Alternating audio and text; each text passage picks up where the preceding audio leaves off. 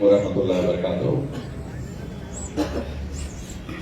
Stage पर मौजूद मजलिस इत्तेहादुल मुस्लिमीन के तमाम जिम्मेदारान, मेरे सामने बैठे मुहिबान मजलिस को चाहने वाले, मजलिस को ताकत बख्शने वाले और यहाँ तक मजलिस को लेकर जाने वाले, अगर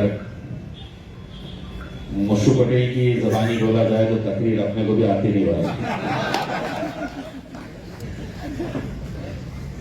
मैं हमेशा एक बात कहता हूं, मजलिस जो है वो दीवानों की जमात है और उसमें से एक दीवाना ये है मुशु पटेल। यकीनन एक ऐसा जुनून, ऐसा जोश शायद ही किसी सियासी पार्टी के कार्यकर्ताओं के अंदर, चाहने वालों के अंदर होता होगा जो मैंने 2014-2019 के अंदर देखा। देखते देखते 10 साल कब खत्म हो गए समझ में नहीं आया। मुझे एक मर्तबा एक हारे हुए उम्मीदवार ने कहा था, जो इलेक्शन हारता है उसके 5 साल कटते ही नहीं है, और जो जीतता है उसके देखते देखते 5 साल निकल जाते हैं। और आज 10 साल के बाद मैं ये एहसास करता हूं कि वास्तव में 10 साल कैसे निकल गए हैं। आज यहां पर आए हैं, सबसे पहले तो मैं आप लोगों को, कल दोपहर 1 बजे हमें अकोला जाना है, जहां पर बैरिस्टर असदुद्दीन अवैसी साहब और हम सब वहां पर एक अजीम शान जलसा होने जा रहा है। 2.5-3 घंटे का रास्ता है समृद्धि से। कल इंशाअल्लाह दोपहर में 1 बजे निकलेंगे। आप सभी लोगों से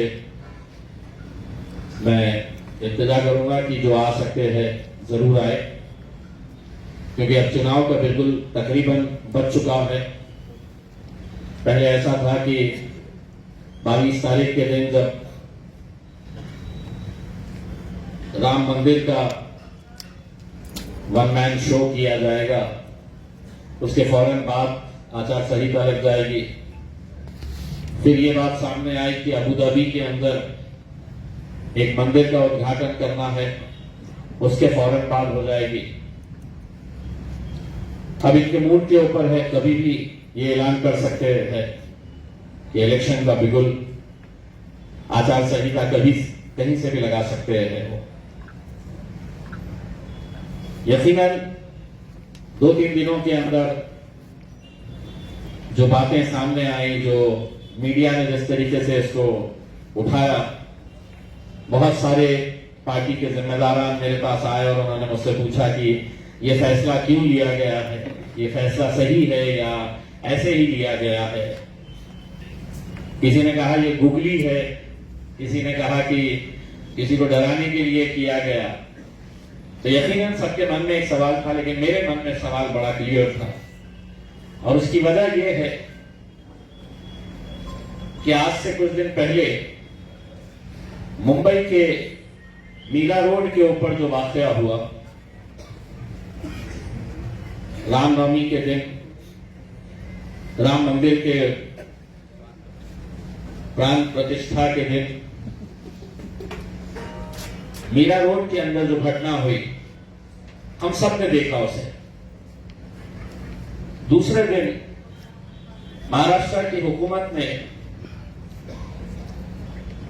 एक इलाके के अंदर जहां गरीब मुसलमान रोजी रोटी कमाता था, वो वीडियो मैंने YouTube के ऊपर देखा। एक बुजुर्ग शख्स, दाढ़ी टोपी, उसका इंटरव्यू ले रही है एक रिपोर्टर, और वो बुजुर्ग शख्स रोते हुए ये कह रहा है कि मैं 30 साल से इस जगह के ऊपर मेरा छोटा सा एक गैरेज चलाता हूं, घर में कोई है नहीं, सिर्फ एक बच्चा है,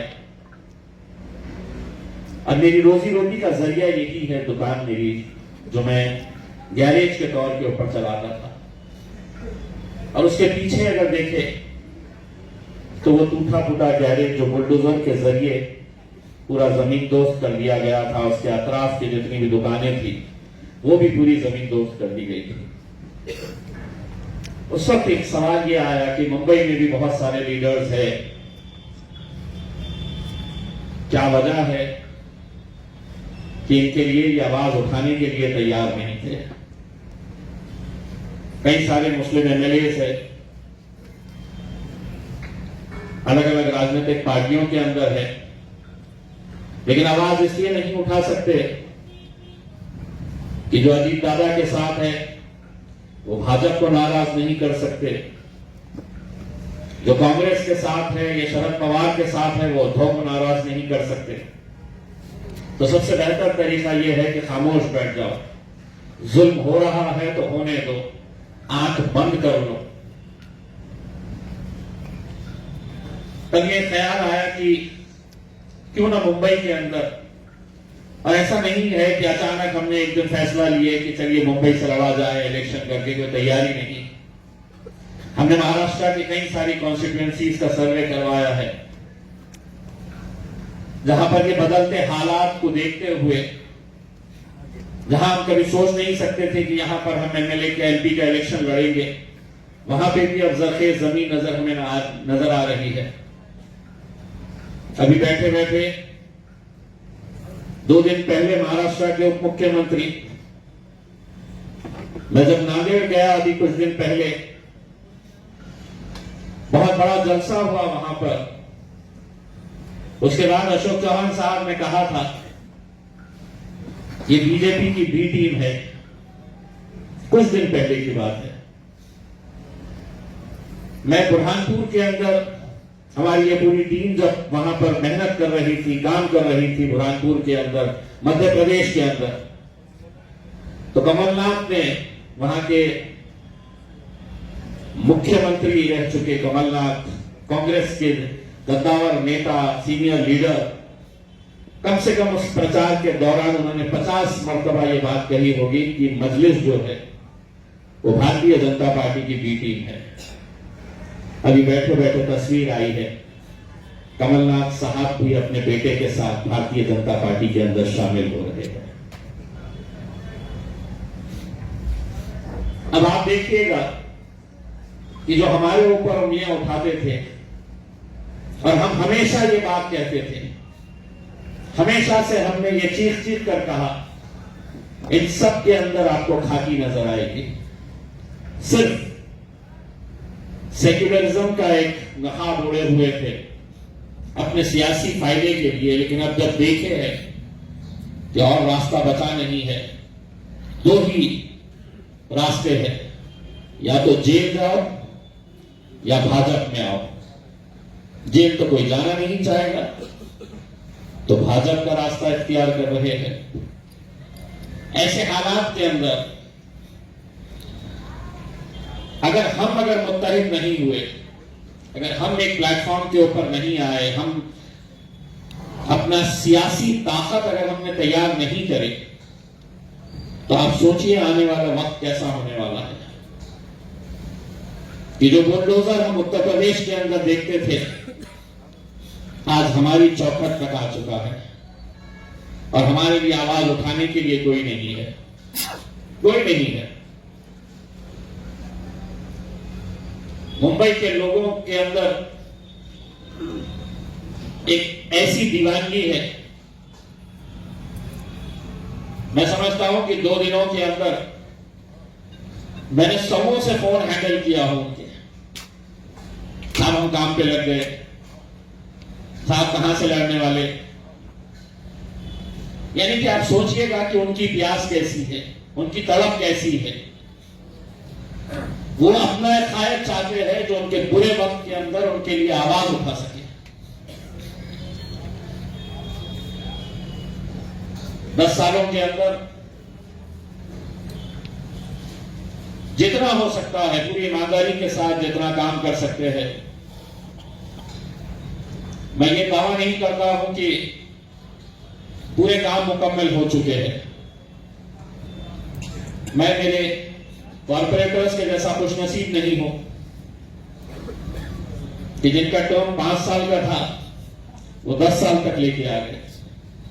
मेरा 5 साल का एमपी का था, लेकिन मिला मुझे सिर्फ 3 ही साल, क्योंकि 2 साल कोरोना के अंदर चले गए।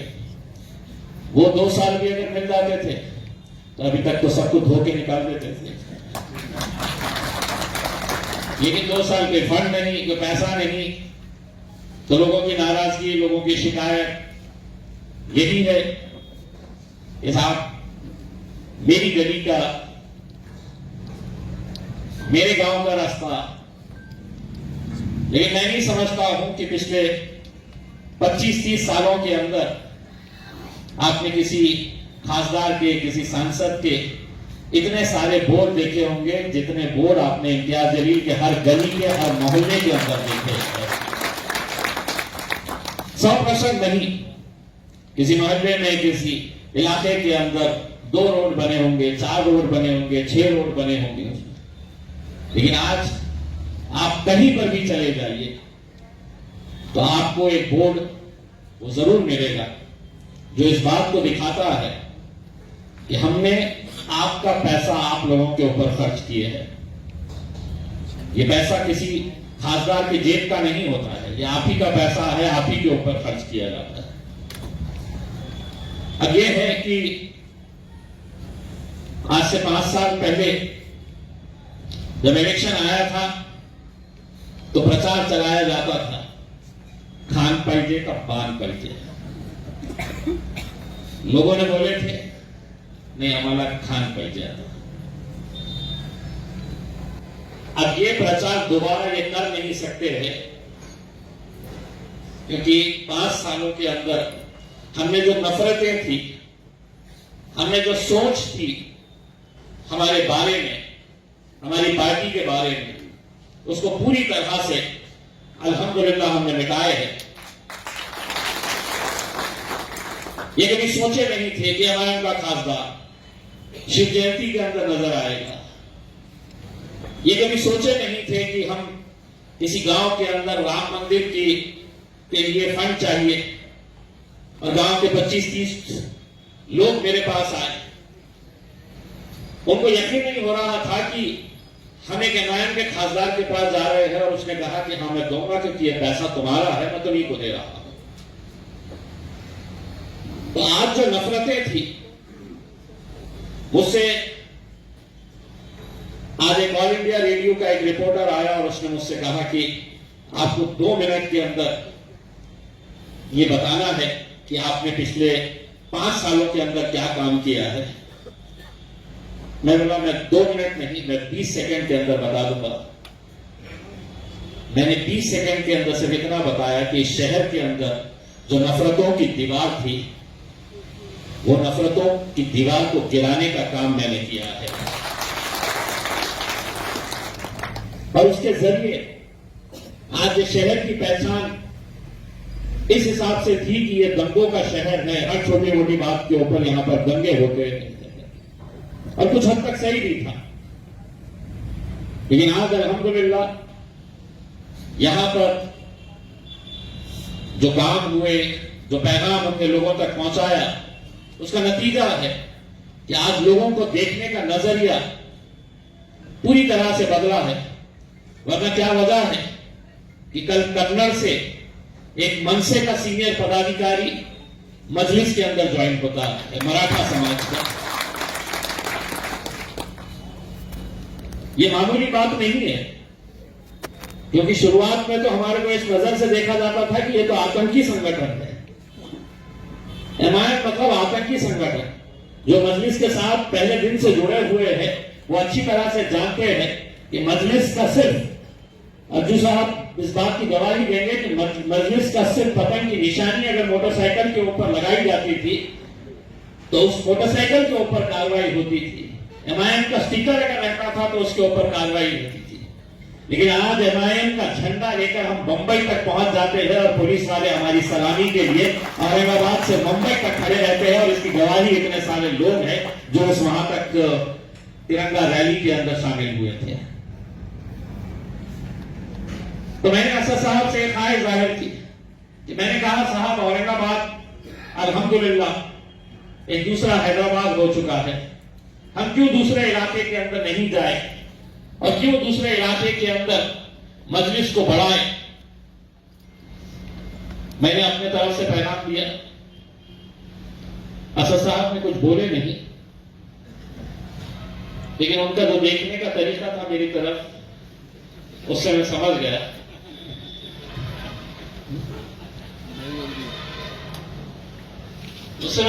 अगर हैदराबादी भाषा में बोला जाए, हौले बात मत करो,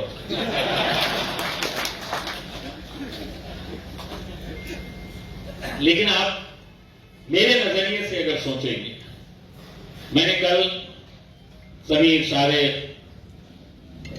हमारे शोएब भाई इम्तियाज, ये सभी लोग जब रात में आए, मैंने उनसे एक बात बड़ी ईमानदारी के साथ कहा, इस सियासत के अंदर एक शख्स के अतराफ पूरी सियासत नहीं घूमनी चाहिए। एक इंडिविजुअल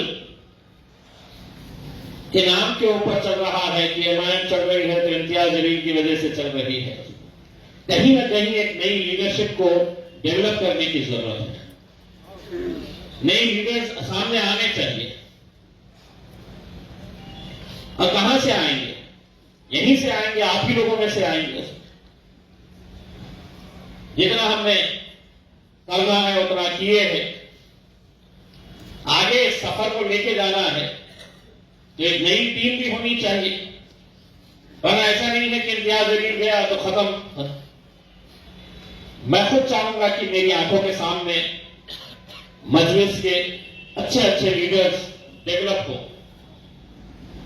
ताकि वो भी आगे बढ़ सके। और सियासत इसी के लिए होती है। हम जो मेहनत करते हैं, आप लोग जो मेहनत करते हैं, यकीनन मैं पहले भी ये बात कह चुका हूं कि इन सफों के अंदर ये कंपटीशन होना चाहिए। इम्तियाज जलील के साथ मैं भी दावा करूंगा एमपी बनने का। मैं भी असद साहब को कहूंगा कि मुझे भी एमपी का टिकट मिलना चाहिए करके। हर एक की ख्वाहिश होनी चाहिए कि एमएलए का टिकट के लिए मैं भी दावा ठोकूंगा करके। लेकिन दावा ठोकूंगा ऐसा नहीं कि सिर्फ सोशल मीडिया के ऊपर बैठ के अपनी तस्वीरें चलाऊंगा। जो जमीन से जुड़ा रहेगा, जो जमीन से जुड़ा रहेगा, यकीनन उसकी ये ख्वाहिश होनी चाहिए कि मैंने भी आगे बढ़ना चाहिए। और सियासत ऐसी ही होती है। कार्यकर्ता जो बनता है वो कार्यकर्ता से नेता का सफर ऐसे ही पूरा करता है। तो कोई बुरी बात नहीं है। जब मैं फेसबुक के ऊपर देखता हूं भावी नगर सेवक,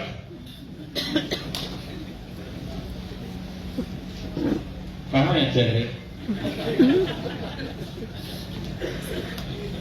रखिए, ख्वाहिश रखिए, बिल्कुल रखना चाहिए।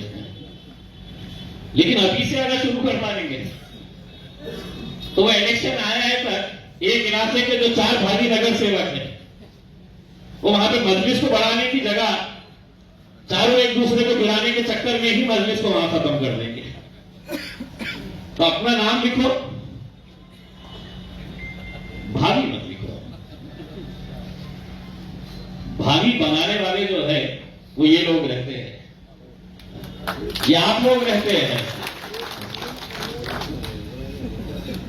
यकीनन आज मुझे इस बात की खुशी है कि इन 5 सालों का जब हिसाब निकाला गया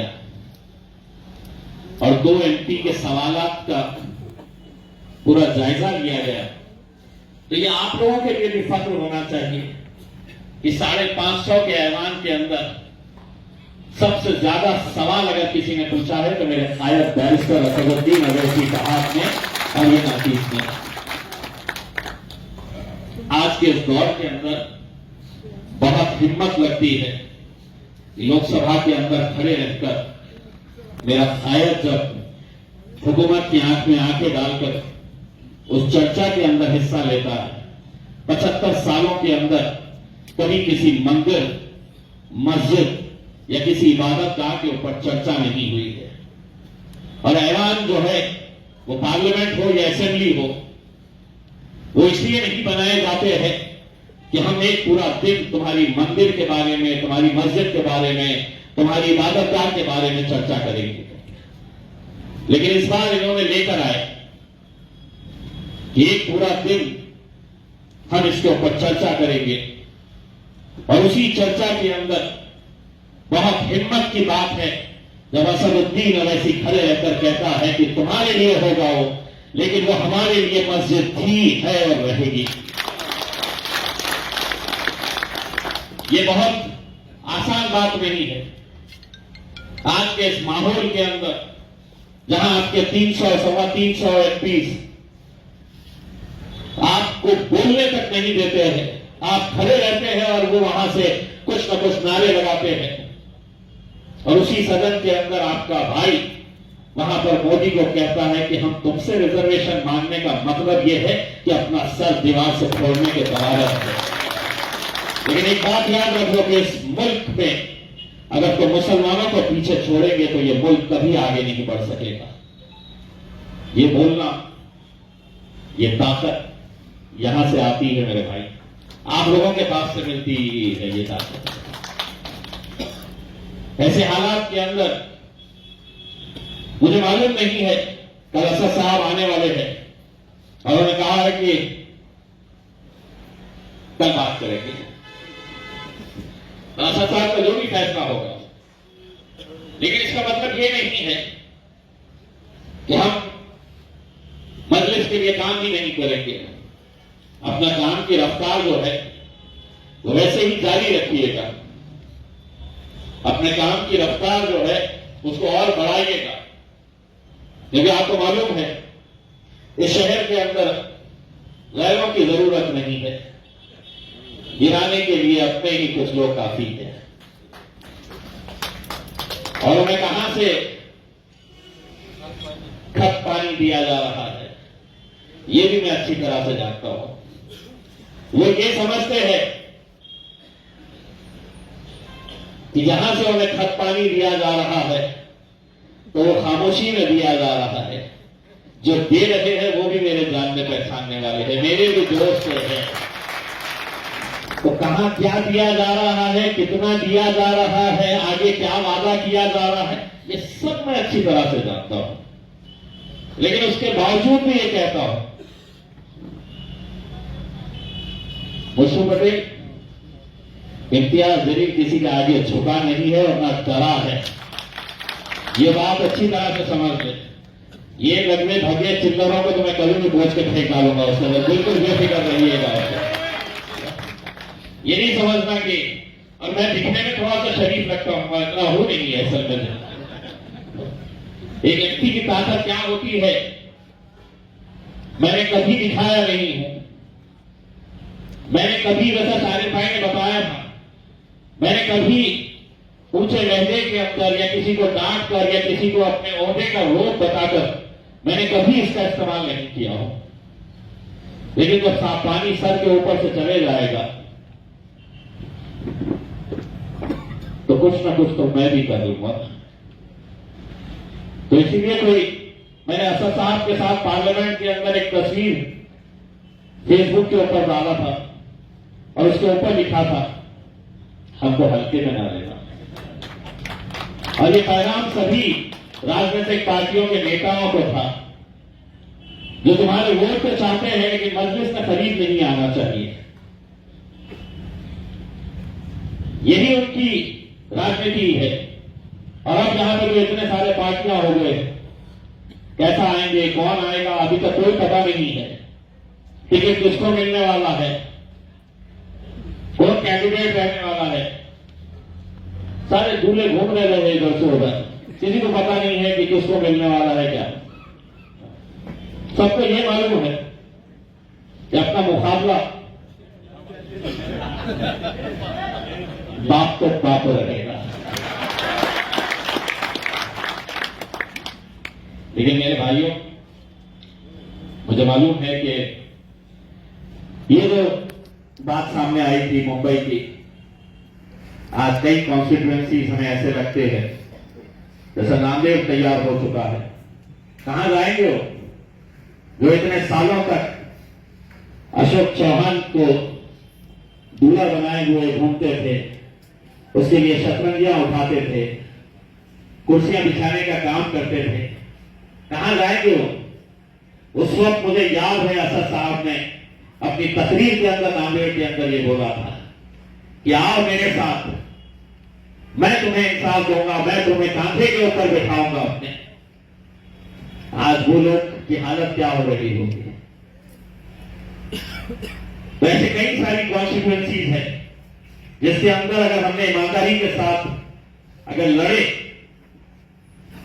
पूरी ताकत के साथ अगर हम लड़े, तो बहुत सारे अच्छे मौजूदे भी देखने को मिल सकते हैं। बस आप लोगों का साथ, आप लोगों की दुआएं चाहिए।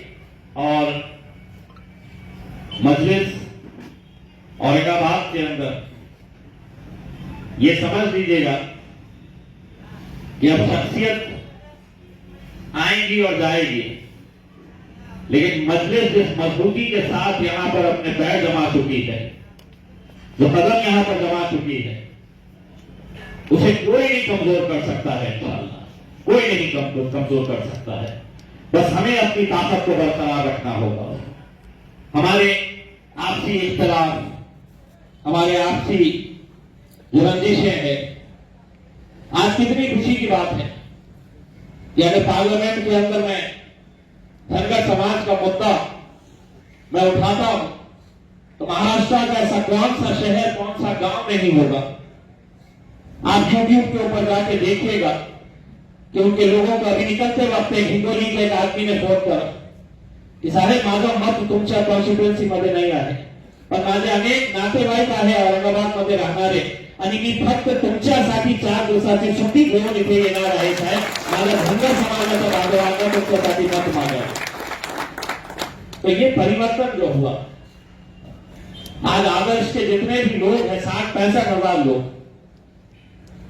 कितना भी कहे, डॉक्टर करार साहब कहे, खैरे साहब कहे, ये सियासत के नजरिए से कर रहा है, लेकिन सोचो जिस महिला की जिंदगी भर की कमाई 1.5 लाख रुपए है, वो बैंक में डालती है और उसको ये बताया जाता है कि अब मुझे पैसा नहीं मिलने वाला है। सोचो उस मां के बारे में, उसकी कैफियत की जिसका 20 लाख रुपए बैंक के अंदर है, उसी आदर्श के अंदर, और उसके बच्चे को कैंसर हो गया है और वो कैंसर का ऑपरेशन करने के लिए उसको 4.5 लाख रुपए चाहिए। पैसा होने के बावजूद भी मां अपनी आंखों के सामने अपने बच्चे को मरते हुए देख रही है। तो क्या इंसानियत किसी के अंदर नहीं है? हर चीज सियासत के नजर से किया जाएगा, हर चीज सिर्फ राजनीति के नजर से किया जाएगा। 22 लोग अभी तक मर चुके हैं, उनकी मौत का कोई जिम्मेदार नहीं है। क्या गरीब है तो मरने दो, छोड़ दो उनको मरने के लिए। जब वो मां आती है, संतोष की मां मेरे पास अगर बिलक बिलक कर रोती है, तो मैं उसको क्या जवाब देना चाहिए? और मैं आपको यकीन के साथ कहता हूं, कोई नहीं था उनके लिए खड़े रहने वाला। ना पुलिस स्टेशन वाले उनको अंदर आने देते थे, डीडीआर ऑफिस वाले कहते थे कि तुमने हमसे पूछकर डाले थे क्या पैसे। अगर आज इम्तियाज जलील वहां से हट गया तो उन लोगों ने भूल जाना चाहिए कि उनका 1 रुपया भी उनको वापस मिलने वाला है। लेकिन जब तक मैं हूं, मैं उनको जबान दिया हूं कि तुम्हारा 1-1 रुपया वापस करने की जिम्मेदारी सरकार की नहीं, इम्तियाज जलील की रहेगी। कहते एक यकीन तो पैदा किए हैं हमने। आज गांव के अंदर आप सोचिएगा जो माहौल बना हुआ है कि हर एक के पास गए थे, हर एक के पास। गजानन बोरसे नाम का एक भारतीय जनता पार्टी का कट्टर कार्यकर्ता, जो बीजेपी की जहां पर भी सभा होती तो उसको कॉल किया जाता था कि यहां पर तेरे को नौजवान लड़कों को हम गाड़ियों में भरकर जमा करके सभा के ठिकाने के ऊपर लेकर आना है। जब वो गया अपने नेताओं के पास तो किसी ने उसकी दखल नहीं ली। आज वो जब मेरे पास आता है तो वो शपथ खा के कहता है कि साहिब, जब तक मेरी जान में जान है, मैं सिर्फ आपके साथ खड़े रहूंगा, आपके लिए लड़ूंगा, आपके लिए काम करूंगा। तो ये अपने काम की बुनियाद के ऊपर हम आज इस मुकाम के ऊपर आए हुए हैं। हमने जो काम 10 सालों के अंदर किए हैं उसी का नतीजा है कि आज लोगों के जहनों के अंदर जो बातें थी, जो डर था, जो खौफ था, वो खत्म हुआ है और आज मजलिस के साथ लोग जुड़ रहे हैं, हमारे साथ आ रहे हैं, काम कर रहे हैं। इसलिए आप लोग रहिए, साथ में रहिए, साथ में काम करिए। सभी ने ये कहा है कि मैंने बंबई नहीं जाना चाहिए। मेरी सोच ये थी कि भाई औरंगाबाद कब तक, जब तक जाने तक।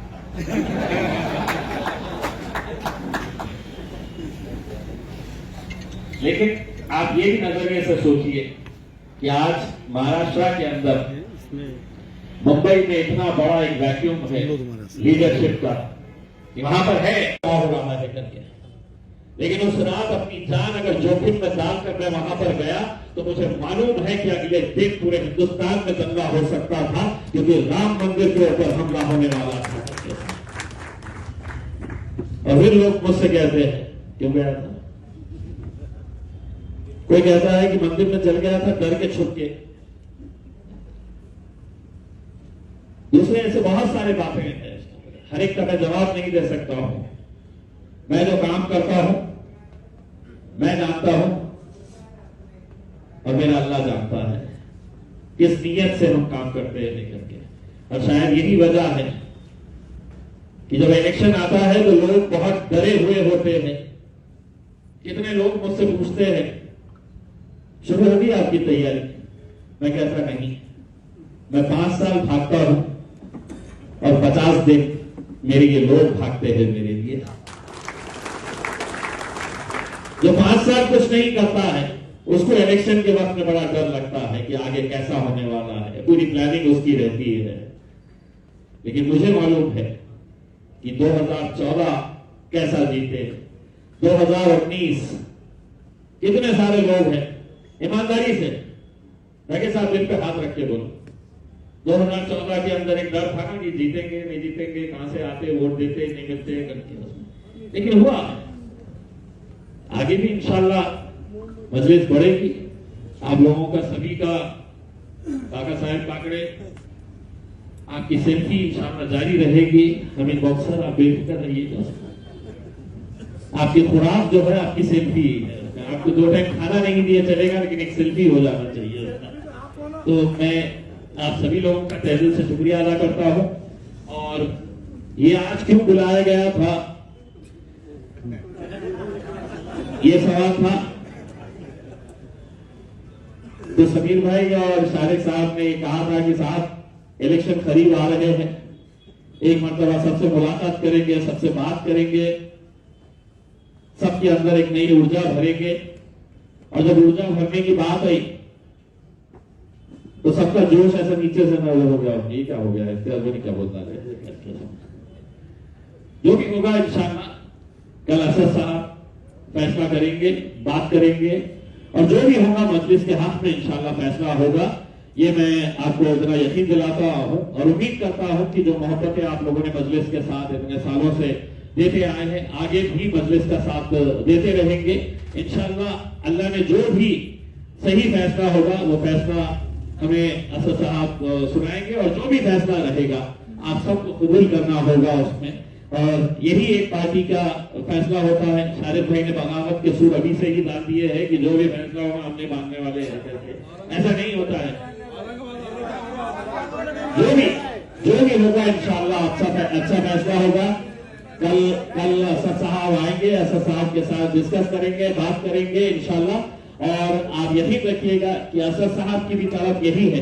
उन्होंने तो असद भाई ने औरंगाबाद को इतना ये अपना शहर माना है कि उन्होंने हैदराबाद की तकरीर के अंदर एक बार कहा था कि मैं जब नहीं रहूंगा तो मैं चाहूंगा कि औरंगाबाद की सरजमीन के अंदर मुझे दफनाया जाए करके। उसमें पार्लियामेंट के अंदर भी उन्होंने ये बात कही है। उसमें तो बहुत बहुत शुक्रिया आप सभी लोगों का यहाँ पर आए हैं।